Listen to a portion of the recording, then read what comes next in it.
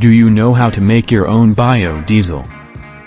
Biodiesel is an alternative fuel for diesel engines made from vegetable oil and/or animal fat. Since it is derived from renewable organic materials and has been shown to reduce certain harmful emissions when burned compared to conventional diesel, biodiesel has received wide attention as a green source of energy. Here are steps to synthesize this renewable fuel yourself. Work in a safe place. This can mean in a clinical laboratory setting. You can find suitable laboratories at most colleges and research institutions. Working at home is also possible but requires caution. Manufacturing your own biodiesel may be illegal and can put your house at risk of a fire, smoke or carbon monoxide. A good workplace will be well ventilated and have clear access to running water, eye-wash stations, fire extinguishers, spill containment supplies, a fire alarm and a telephone to use in case of emergencies. Observe laboratory dress codes. Most laboratories will have posted dress instructions you should follow. You should always wear a long-sleeve shirt, long pants, and shoes in any laboratory setting. When making biodiesel, you should also wear a heavy-duty apron, chemical-resistant gloves, butyl rubber is best when handling methanol and lye, and protective goggles or eyewear.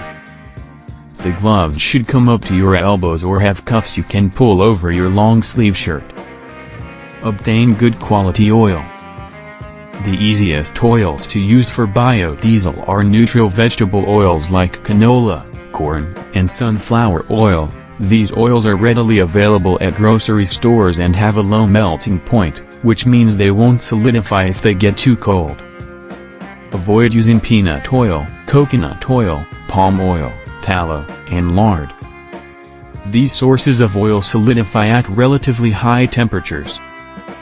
Biodiesel usually has a lower melting point than the oil it's made from, but these oils can still be difficult for beginners. Also avoid olive oil. Peanut oil, palm oil, tallow, and lard all contain more acids than in the recommended neutral oils.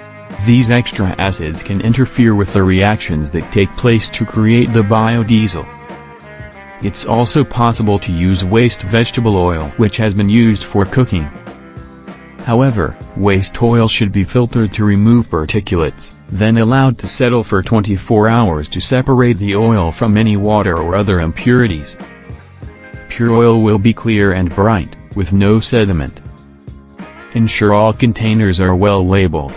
Only use containers for making biodiesel, don't use them for storing food afterwards, even if you wash them well. Add 200 ml methanol to glass blender or mixer. Take care not to splash or spill. Set the blender or mixer to low. Add 3.5 grams, 0.02 ounces, of lye. Try to weigh the lye quickly, as it absorbs moisture from the air. For this reason, be sure tightly seal the container you got the lye from.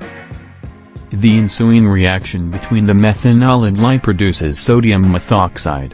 Sodium methoxide cannot be allowed to sit for long, as it degrades in the presence of moisture.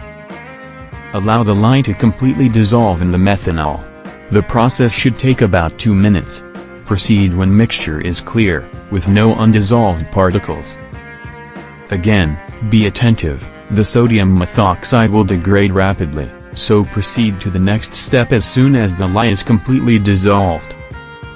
Heat 1 liter, 0.3 US gal, of vegetable oil to 130 degrees Fahrenheit, 55 degrees Celsius. Add the hot oil to the mixture. Allow the new mixture to blend for about 20 to 30 minutes. As the reaction proceeds, two products are formed, biodiesel and glycerin. Pour the mixture into a wide-mouthed glass container or pitcher. Allow the mixture to sit. The mixture should separate into 2 layers, biodiesel and glycerin. Because biodiesel is less dense than glycerin, it should float, forming the top layer. Allow the mixture to sit for several hours. When it has separated completely, carefully keep the top layer to use as your biodiesel fuel. Separate the top layer from the bottom by pouring it off very carefully or using a baster or pump. Dispose of the glycerin properly. Check with local waste disposal authorities to see whether glycerin can be thrown out with your normal garbage. It usually can. Please click on the link below the video to watch the full content. If you are interested,